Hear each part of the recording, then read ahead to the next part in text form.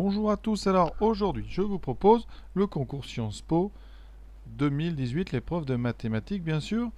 L'exercice ici c'est des vrais ou faux, il y en a 10, on va en faire 3 dans cette vidéo parce que on va essayer d'expliquer comme d'habitude en détail.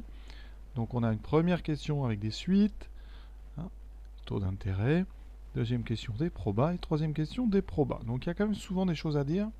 Donc on est parti à chaque fois, donc vous direz si c'est vrai ou faux, et il faut justifier. Et dans ce concours, je ne l'ai pas encore dit, mais vous avez le droit à la calculatrice. Donc pour la question 1, vous allez voir, on va avoir vraiment besoin de la calculatrice.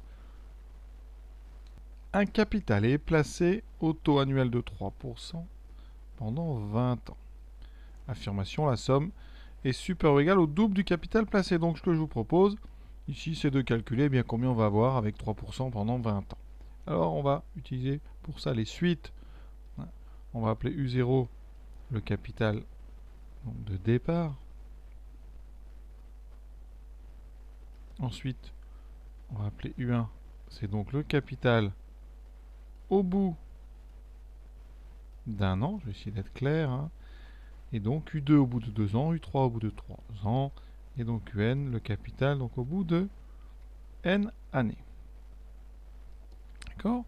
Donc, il faut savoir ce qui se passe quand on augmente un capital de 3% à la fin de l'année. Donc ici, quand on augmente donc plus 3%, il faut savoir que, eh bien, à la fin de cette augmentation, vous aurez votre somme de départ, 100%, plus les 3% qu'on a rajoutés. C'est-à-dire vous aurez 103% du départ. Donc, pour calculer 103% de quelque chose, on va le multiplier par 103 sur 100. 103 sur 100, c'est 1,03. Donc, pour avoir U1, on va donc faire U0 fois 1,03. Pour avoir U2, on va faire U1 fois 1,03. C'est toujours la même multiplication. Donc, si vous voulez UN plus 1 à partir de UN, eh bien vous avez juste une petite multiplication à faire. Donc là, on est sur un processus multiplicatif. Donc on a, quel que soit n appartenant à l'ensemble des nombres naturels, on a UN plus 1 qui est égal à 1,03 fois UN. Et bien ça, vous reconnaissez, c'est une relation de récurrence, caractéristique des suites géométriques. Donc UN est géométrique. Deux raisons. 1,03 et deux premiers termes U0. Ça c'est important parce qu'on connaît après le terme général, c'est-à-dire la formule pour tout n appartenant à n. UN sera U0 fois Q puissance n, avec Q la raison. Donc la formule ici, c'est que pour calculer le capital au bout de n années, il faudra faire donc le capital de part U0 fois 1,03 puissance n. Et ça, eh bien, ça nous permet très vite, vous allez voir, de conclure, parce que vous, ce qui vous intéresse, c'est le capital au bout de 1 an. Donc, au bout de 20 ans, il faut donc prendre n égale 20. J'ai donc U20 qui sera le capital de départ fois 1,03 la puissance 20. Donc ça, je vais le noter. U20 égale U0 fois 1,03 puissance 20. On évalue 1,03 puissance 20. D'accord. Ça me donne 1, on va garder 1,806. Donc U20, ça sera à peu près 1,806 fois U0. Est-ce qu'on a doublé notre somme? Donc on va regarder le quotient U20 divisé par U0. C'est donc à peu près 1,806. Si on avait doublé, on aurait dépassé ce quotient ici, il vaudrait plus que 2. Donc ici, donc, eh bien, U20 n'est pas supérieur. N'est pas supérieur donc, au double du capital de départ U0. Donc, l'affirmation, elle est fausse.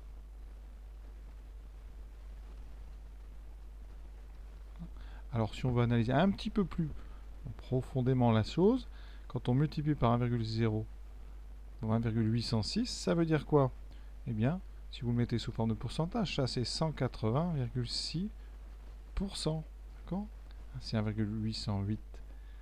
806, ça s'écrit en fait 1806 divisé par 100, donc c'est 180,6%. Ça veut dire que ça, vous allez donc augmenter, augmentation de 80%.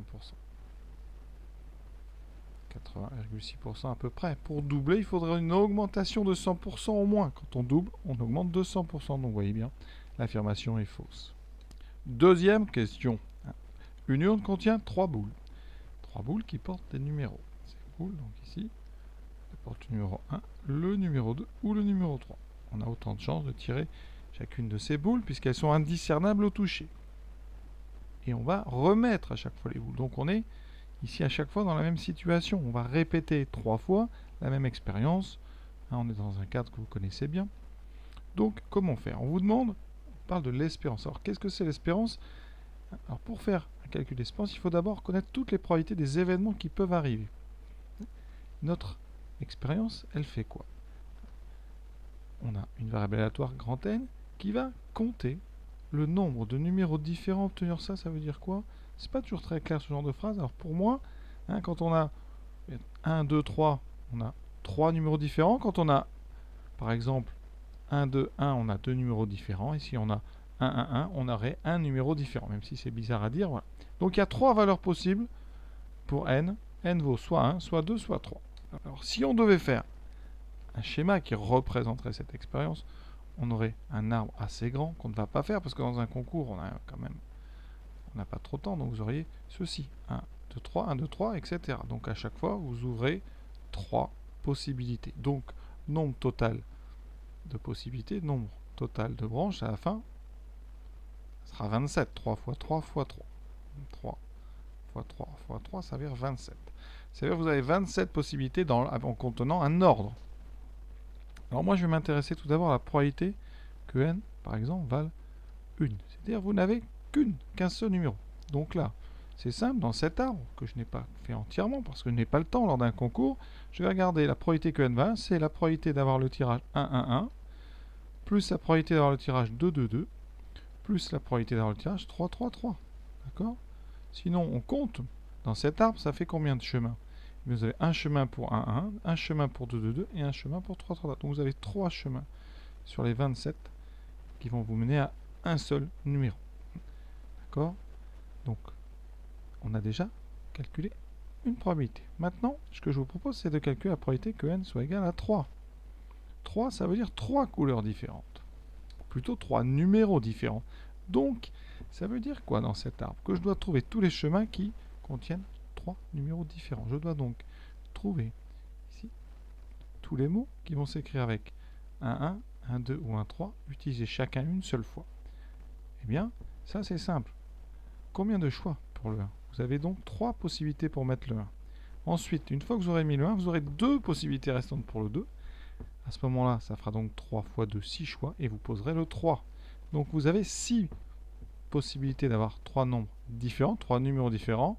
Alors je peux les citer, ça se fait, ça fait 1, 2, 3, 1, 3, 2, ça c'est ceux qui commencent par un 1. Ensuite, ceux qui ont un 1 en deuxième, vous aurez 2, 1, 3, 3, 1, 2. Et ceux qui ont un 1 en troisième, vous avez 3, 2.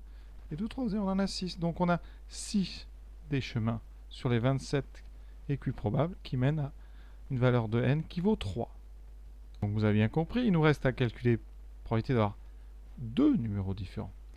Et bien là, on va faire le contraire de tout ça. Si on n'a pas 2 différents, on a soit un seul numéro, soit 3 différents. Donc là, ça sera 1 moins, et bien donc 3 sur 27 plus 6 sur 27. Vous avez déjà 9 sur 27 qui sont pris pour n égale 1 et pour n égale 3. Il vous reste donc, bien, sur 27, vous avez 9 de pris, il vous reste 18 chemins sur les 27 équiprobables qui vont mener à n égale 2. Donc là, on a notre expérience qui est entièrement déterminée.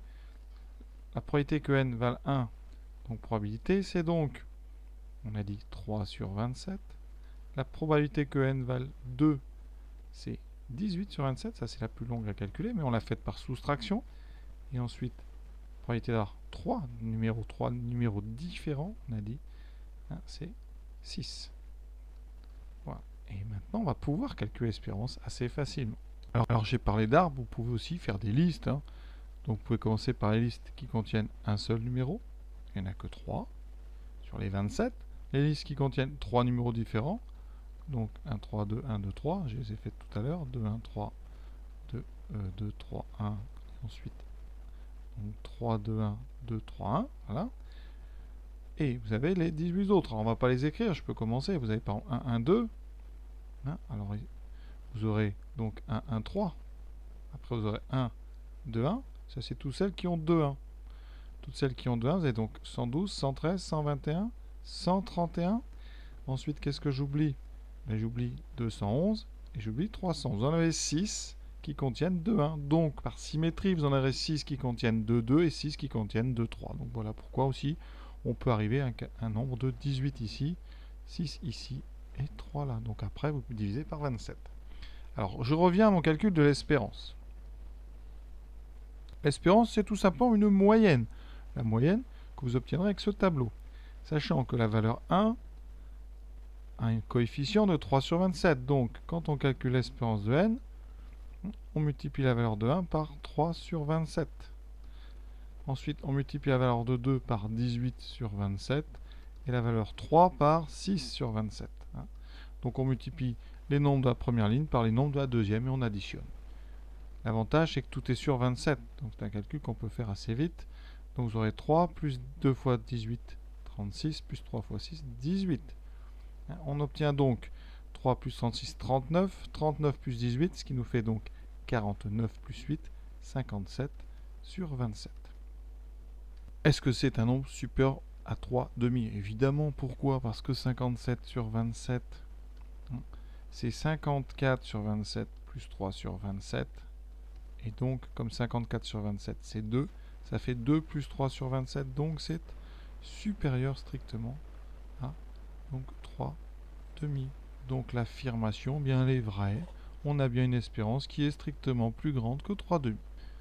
Si vous calculez à la machine, je ne sais pas sur combien on tombe, mais on tombe donc sur 2,11, etc. Donc à peu près 2,1. Ça veut dire qu'en moyenne, à la fin, vous aurez obtenu plutôt 2 numéros différents que 3 ou que 1.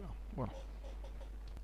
Une entreprise produit en grande série des véhicules électriques. Donc la probabilité qu'un véhicule soit non conforme, alors ici, comment on va appeler ça? On va mettre probabilité de non conforme. C'est 0,03. D'accord? Ça veut dire que la probabilité d'avoir un véhicule conforme, je vais appeler ça P2C, ça sera 0,97. On prélève au hasard donc un lot de 100 véhicules. Donc là, au hasard, un lot de 100 véhicules en vue de les proposer à location. Voilà. Et donc, on a quelque chose qui est un tirage successif de 100 avec remise. Donc, on est dans un cadre que vous connaissez, le cadre d'une loi binomiale. On va même éviter d'ailleurs d'en parler. On va essayer de faire ça très vite parce qu'il faut se dépêcher. Vous n'avez pas non plus 30 ans pour faire cet exercice. C'est un concours, il faut aller assez vite. Donc, on vous demande quoi? La probabilité qu'aucun véhicule de ce lot ne soit défectueux. Alors, si on devait faire l'arbre, à chaque fois que vous avez le choix d'un véhicule, vous avez conforme, non conforme. Deuxième véhicule, conforme, non conforme. Conforme, non conforme. C'est un arbre gigantesque parce qu'on fait 100 étapes. Ce qui est intéressant, c'est qu'on s'intéresse à la probabilité qu'on n'ait aucun défectueux. Ça veut dire que dans notre arbre, on n'aura que des conformes. Donc, c'est la probabilité d'avoir uniquement des C. Donc, le chemin qui m'intéresse dans cet arbre, eh bien, il n'y en a qu'un seul. C'est le chemin qui n'emprunte à chaque fois que des C. Ça veut dire qu'à chaque étape, vous empruntez le chemin C. Et ça, eh bien, 100 fois. C'est-à-dire que vous avez emprunté 100 fois le chemin C. D'accord? Et ce chemin C, eh bien, comme c'est un tirage avec remise, eh bien, c'est toujours le même. C'est ça. C'est indépendant. C'est-à-dire qu'au départ, vous avez ici non conforme, on a dit 0,03. Conforme, c'est 0,97. Eh bien, la deuxième étape, vu qu'on a remis, vous avez toujours ici 0,97 et ici 0,03. Et à chaque étape, la branche donc C est toujours une branche à 97% et la branche non conforme, une branche à 3%. Donc, par le principe de multiplicatif, la probabilité donc d'avoir C, C, C, C et ça 100 fois de suite, eh bien, ça sera 0,97 fois 0,97, 100 fois, donc 0,97 puissance 100. La question, c'est est-ce que ça... Est-ce que c'est égal à 1 moins 0,03 puissance 100? Eh bien, on peut répondre avec une machine, mais on peut aussi avoir intuitivement l'idée. Quand vous faites 0,03 puissance 100, ça c'est vraiment très très petit. Très petit parce que quand on est à la puissance, au début vous avez 0,03, après vous aurez un 0,0009, etc. Ça va très vite, ça diminue très rapidement, donc le résultat qu'on vous propose est très proche de 1. Alors que quand vous faites 0,97 puissance 100, eh bien chaque fois votre nombre va diminuer, et vous aurez un nombre très petit. Donc à gauche, vous avez un nombre très proche de 0, et ici, un nombre très proche de 1. Donc, eh bien, l'affirmation va être fausse. Alors on va prendre la machine quand même, parce que je vais vous montrer, vous prouver ce que j'avance. Ici, donc, 0,97 puissance 100. Ça fait, oui, 0,04. Ça fait du 5%. Donc on est très près de 0. Si on fait 1 moins 0,03 puissance 100, eh bien, on est à quasiment 1. Alors, c'est pas vraiment 1, mais c'est tellement proche de 1 que la machine ne fait pas la différence, en tout cas sur l'affichage. Donc ici, vous avez juste à dire 0,97 puissance 100 est différent de 1 moins 0,03 puissance 100, donc l'affirmation, elle est fausse. Voilà. Alors, on pourrait croire que c'est vrai pour une petite raison. 0,97 puissance 100, c'est 1 moins 0,03 puissance 100. Donc certains pourraient avoir l'idée d'enlever les parenthèses, mais vous voyez bien que ça c'est tout à fait différent de 1 moins 0,03 puissance 100 avec le 100 qui n'est uniquement que pour les 0,03. Donc voilà, ces trois exercices là donc sont terminés. On va s'arrêter là, on va faire la suite plus tard. Donc je vous souhaite une bonne fin de journée à tous et à bientôt pour ces corrigés du concours Sciences Po 2018.